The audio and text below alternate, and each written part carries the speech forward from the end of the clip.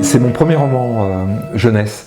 Et c'est vrai que comme j'ai l'habitude de faire des livres à la croisée des genres, dans lesquels je mélange, disons, des parcours intimes, la psychologie de mes personnages, un contexte politique assez fort, j'aime bien dire, et je pense que les jeunes lecteurs y seront sensibles, que c'est un peu d'histoire, beaucoup de géographie, mais surtout sans aucune forme trop formelle, c'est aussi du roman d'aventure.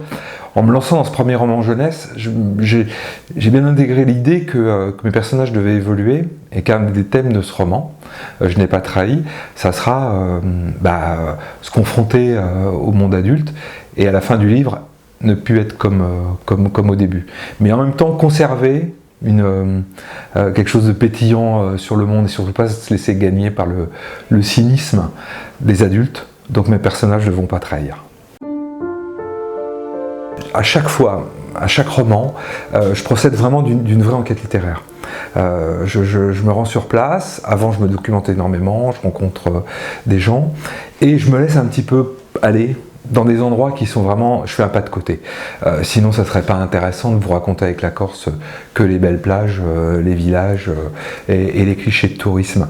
Me promenant, je découvre un graffiti près de la citadelle d'Ajaccio qui racontait l'histoire du vrai héros Fred Scamaroni, corse, qui a en fait été arrêté, était le Jean Moulin corse, très jeune.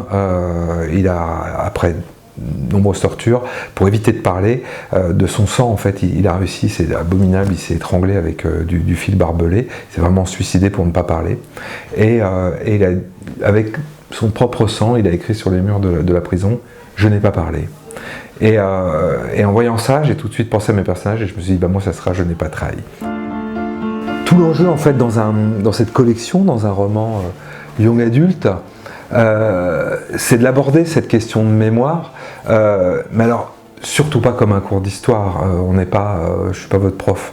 Et en fait mes personnages vont partir à la recherche en fait de l'identité corse sous la Seconde Guerre mondiale. Et vont faire une découverte qui était pour moi assez extraordinaire, qui est en fait que les réfugiés juifs, soit parce qu'ils venaient du continent, ou soit parce qu'ils habitaient depuis des décennies en Corse, n'ont absolument pas été persécutés en Corse, ils ont été protégés par le peuple corse. Il n'y a pas eu un déporté, ni une seule étoile jaune pendant toute cette Seconde Guerre mondiale dans cette île, c'est le seul département français. Évidemment, parce que ce livre en fait c'est un roman choral sur deux époques. On est d'abord en 1943 avec Salomon et sa sœur, qui vont subir en fait un interrogatoire assez violent, une intrusion chez eux assez violente des chemises noires, qui sont l'équivalent nazi italien, les nervis de Mussolini. Et puis on va se retrouver après très rapidement, bien des années plus tard, avec Luna et sa maman Garance en Corse. Alors, la question du racisme, elle est évidente dans la Seconde Guerre mondiale, puisqu'il y a évidemment cet antisémitisme absolument ignoble qui ressurgit de génération en génération. Donc je pense qu'il ne faut pas arrêter de le dire, de répéter ce qui s'est passé dans l'histoire. C'est finalement hier, donc ne rien laisser passer. Ça, moi j'ai une position très forte d'auteur là-dessus aussi. Mais évidemment, il ne faut pas non plus être complètement aveuglé par le passé, regarder aussi le présent. Et il se passe des choses pas très propres en Corse, en direction notamment des ouvriers marocains. Il y a un racisme qui est fréquent, qui est répété depuis des années. Les premières à lutter d'ailleurs contre ça sont des femmes corses. Et ça, je voulais pas rater ça. Et donc, quitte à verser un petit peu dans le cliché, j'ai imaginé finalement une sorte d'amitié entre un jeune français corse d'origine maghrébine, d'origine marocaine, et un vieux juif qui s'appelle Salomon.